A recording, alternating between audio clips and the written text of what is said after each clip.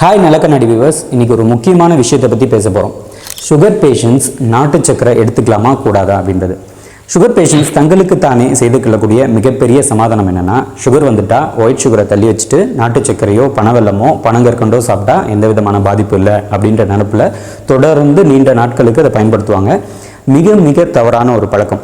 நிறைய வீடியோஸும் நம்ம பார்க்க முடியும். என்னென்னா, நீங்கள் சுகர் வந்துட்டால் நாட்டு சக்கரை பயன்படுத்துங்க, இயற்கையான நாட்டு சக்கரையால் எந்த விதமான பக்க விளைவுகள் இல்லை, அதனால் நீங்கள் எப்படி வேணால் பயன்படுத்தலான்ட்டு தவறான தகவல்களை பரப்பாங்க.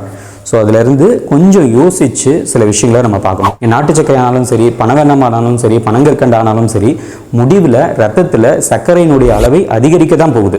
எந்த ஒரு பொருளும் சுகர் பேஷண்ட்ஸ் எடுத்துக்கொள்ளும் பொழுது சர்க்கரையினுடைய அளவை குறைக்க போகிறதில்ல.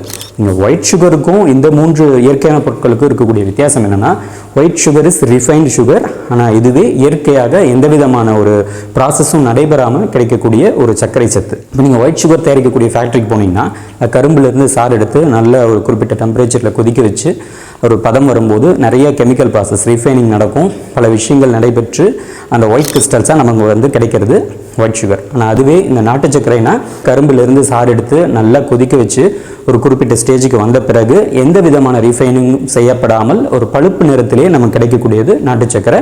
அப்புறம் இதே மாதிரி பனை வெல்லம், பனங்கற்கண்டு, அதற்கு தனி ப்ராசஸ் இருக்குது. ஆனால் விஷயம் குளுக்கோஸை அதிகரிக்கக்கூடிய விஷயங்களாக தான் இது எல்லாமே பார்க்கணும். ஆனால் அதை விட்டுட்டு இதெல்லாம் நம்ம ரத்தத்தில் சர்க்கரை அளவு அதிகரிக்காது அப்படின்ட்டு சாப்பிட்டோம்னா கண்டிப்பாக பல்வேறு சிக்கல்களை நம்ம சந்திக்க வேண்டி வரும். இப்போ சுகர் லெவல்ஸ் 300, 400, 500ன்னு சொல்லி நிறைய பேர் வச்சுட்டு இருப்பாங்க. அந்த சூழல்லையும் தொடர்ந்து பல ஆண்டுகளாக இந்த மாதிரி இயற்கையான பொருட்கள் தான், எந்த பாதிப்பும் இருக்காதுன்னு சொல்லிட்டு இந்த நாட்டு சர்க்கரை சாப்பிட்டு இருப்பாங்க. ஆனால் அவங்களுடைய சுகர் லெவல்ஸ் அதே அளவில் மெயின்டைன் ஆகிட்டு இருக்கும். இன்னும் சர்க்கரையால் ஏற்படக்கூடிய உப பாதிப்புகளை அவங்க நிச்சயமாக சந்திச்சுட்டே இருப்பாங்க. உங்களுடைய சுகர் லெவல் கண்ட்ரோலில் இருக்குது, கரெக்டாக எல்லாமே பின்பற்றோம் அப்படின்னா உங்களுடைய மருத்துவருடைய ஆலோசனைப்படி தேவைக்கேற்ப கொஞ்சமாக சர்க்கரை சத்தை சேர்த்துக்கலாம். மற்றபடி எக்காரணத்தை கொண்டும் சுகர் அதிகமாக இருக்கும் பொழுது எந்த விதமான இனிப்பையும் சேர்த்திக்கூடாது. பேர் திடீர்னு போய் செக் பண்ணும் பொழுது இவ்வளோ சுகரோடு இருப்பாங்க. நம்ம கேட்டோம்னா, எனக்கு சர்க்கரை வந்ததுலேருந்து நாட்டு சர்க்கரையோ பனவெல்லமோ தான் சாப்பிட்டுருக்கேன் அப்படின்ற பதிலை அவங்க சொல்கிறத பார்க்கலாம். இந்த தவறான எண்ணத்தை மாற்றிட்டு முதல்ல இன்றிலிருந்தே சர்க்கரை சத்தை தவிர்க்கக்கூடிய பழக்கத்தை ஏற்படுத்திக்கோங்க. உங்களுக்கு டீ காஃபி குடிக்கக்கூடிய பழக்கம் இருக்குன்னா, நீங்கள் ஒரு சோம்பு குடிநீரோ சீரக குடிநீரோ இல்லை டைரெக்டாக க்ரீன் டீ மாதிரி, பிளாக் டீ மாதிரி, லெமன் டீ மாதிரி இனிப்பு சத்து சேர்க்காமல் இப்போதாவது தேவைக்கேற்ப நான் சொன்ன மாதிரி சுகர் லெவலை பொறுத்து கொஞ்சமாக இனிப்பு சேர்த்துக்கலாம், தவறில்லை. அது இயற்கையான இனிப்பாக இருக்கலாம், அப்போது நாட்டு சர்க்கரை சேர்த்துக்கலாம். ஆனால் அளவு கட்டுக்கடங்காமல் இருக்கும் பொழுது எக்காரணத்தை கொண்டும் இந்த இனிப்புகளை சேர்த்துக்கொள்ளக்கூடாது அப்படின்றது தான் மிக மிக முக்கியமான ஒரு விஷயம். இன்னொரு தவறு நிறைய பேர் செய்யக்கூடிய விஷயம் என்னென்னா, ஆர்டிஃபிஷியல் ஸ்வீட்னஸ், அதாவது கிறிஸ்டல் பால்ஸ், சுகர் கிறிஸ்டல் பால்ஸும் நிறைய பேர் எடுத்துப்பாங்க. இதனால் எதுவுமே பக்க விளைவு இல்லை அப்படின்றது அவங்களுக்குள்ள இருக்கக்கூடிய தவறான ஒரு சிந்தனை. நல்லா யோசிச்சு பாருங்கள், எந்த இனிப்பு சத்துமே ஆற்றலாக மாறும் பொழுது சர்க்கரை சத்தாக தான் ரத்தத்தில் உலாவ போகுது. ஏற்கனவே சர்க்கரை சத்து எக்கச்சக்கமாக ரத்தத்தில் உலாவிக் கொண்டு இருக்கும் பொழுது நம்ம கூடுதலாக ஒரு சர்க்கரை சத்தை கொடுக்கும் பொழுது அதனுடைய பாதிப்புகளை நாம் சந்தித்து தான் ஆக வேண்டும். இன்னொன்று, ஒயிட் சுகருக்கும் நாட்டு சர்க்கரைக்கும் இருக்கக்கூடிய வித்தியாசம் என்னென்னா, நாட்டு சர்க்கரையில் நிறைய மைக்ரோ நியூட்ரியன்ஸ் இருக்குது.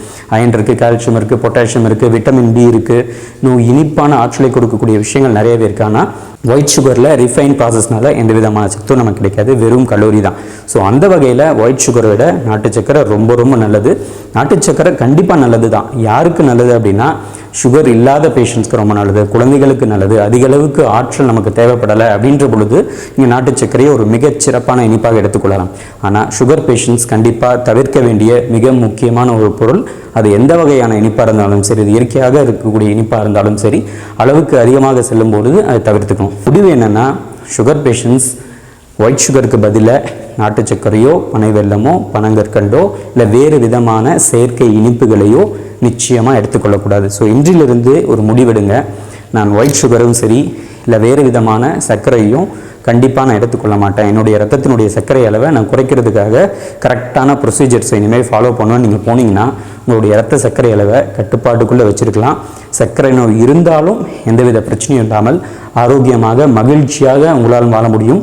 இன்றே இதில் நீங்கள் சிந்திக்க தொடங்குங்க. முடிவு இதுதான், சுகர் பேஷண்ட்ஸ்க்கு எந்த விதமான இயற்கை இனிப்புகளாக இருந்தாலும் நோ தான்.